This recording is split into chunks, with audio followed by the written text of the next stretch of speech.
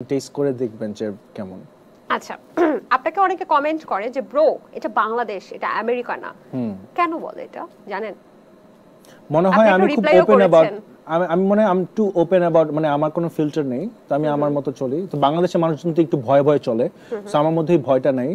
আর বাংলাদেশের মানুষ তো অনেক মানুষকে জাজ করে, সো আমি তো এত জাজ করি না, মানে আউটস্পোকেন মানে মানে করি ইন্টারনালি, বাট আসে না যে ইয়ে করি না। মেবি বাংলাদেশের মানুষ একটু রিজার্ভ কনজারভেটিভ, আমি এত বেশি কনজারভেটিভ না, এটার জন্য মেবি বলে। আচ্ছা, আপনি নাকি মানে কন্টেন্ট ক্রিয়েটর যারা, তারা নাকি বসে বসে খাবার খায়, এজন্য কি অনেকে জেলাস করে?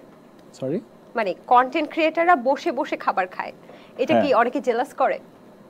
সবাই বসে বসে বাইরেও আছে যে, মানে আপনি বলতেছেন যে বাইরের মানুষ মনে করে যে করলে হচ্ছে টাকাটা চলে আসে ঘরে। হ্যাঁ, মানে বাইরের মানুষ যেটা মনে করে, সো মানুষ কি আপনাকে জেলাস করে বলে এটা? এটা আমি মনে করি যে জেলাসি থেকে, হ্যাঁ পার্শিয়ালি জেলাসও হতে পারে, বাট আমার মনে হয় মেজরিটি অফ দ্য ফ্যাক্টর যেটা হয়, তারা জানে না যে অ্যাকচুয়ালি আমাদের ইন্ডাস্ট্রিতে কি কি হয়, বা তাদের কোনো নলেজ নাই।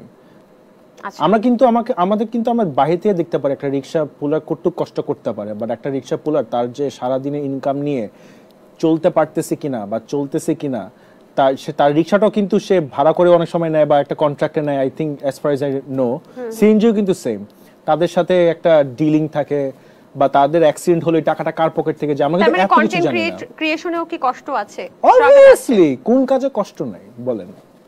আচ্ছা, কি কি কষ্ট আছে কন্টেন্ট ক্রিয়েশনে? কন্টেন্ট ক্রিয়েটর দেখেন, আমরা প্রবলেম ফেস করছি। ভেরি গুড কোশ্চেন, খুব সুন্দর একটা কোশ্চেন করছেন। ফাইনালি মানে এতক্ষণ জাস্ট কিডিং না, বাট খুব ভালো একটা একটু করে অ্যাটাক করে আবার বলে কি জাস্ট কিডিং, এটা কিন্তু ঠিক না। আজকে কি মানে বিপদে নিজেই পড়ে গেছে। যাই হোক বলেন না, মানে কন্টেন্ট ক্রিয়েশনে হয় কি যে মানুষজন যেটা বলে যে দেখেন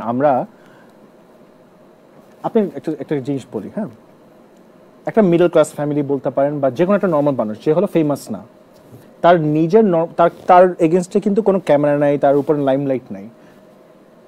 দৈনিক জীবনে চলতে গেলে কিন্তু সে অনেক কিছু চিন্তা করে, মানুষ কি মনে করবে, বা বিয়ে করতে গেলে চিন্তা করে যে আমার লেভেলে পড়ে কিনা, মানে আমার স্ট্যাটাস লেভেল ঠিক আছে কিনা, বা ডিভোর্স হয়ে গেলে কিন্তু সে চিন্তা করে মানুষ, আমি ডিভোর্সি মহিলা বা ডিভোর্সি ছেলে, আমাকে বিয়ে করবে কিনা। অনেক নানান মতামত নিয়ে তারা হলো একটা হুমড়ি খায়, রাইট? এবার বুঝেন, আমরা সবসময় we put ourselves in front of the limelight constantly, ওইটা multiply by billions time more. এটা কিন্তু একটা মেন্টালি একটা ইম্প্যাক্ট পড়ে। একটা নর্মাল ফ্যামিলি, একটা নর্মাল মানুষ দুই একটা মানুষের কথা না নিতে পেরে অনেক সময় অনেক মানুষ কিন্তু সুইসাইডও করে, বিকজ মানুষজন অনেক উল্টাপাল্টা কথা বলে, সে নিতে পারে না। এই যে স্কুলে যখন এসএসসি